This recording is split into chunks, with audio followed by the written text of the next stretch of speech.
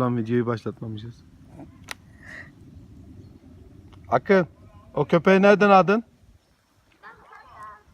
Pazardan mı aldın?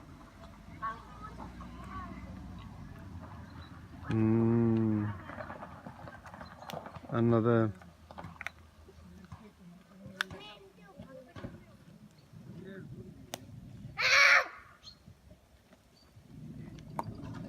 Bakın gördün mü? İyi ki de 4'te gelmişiz. 4'te gelmenin avantajları. Yoksa burayı tutarlardı.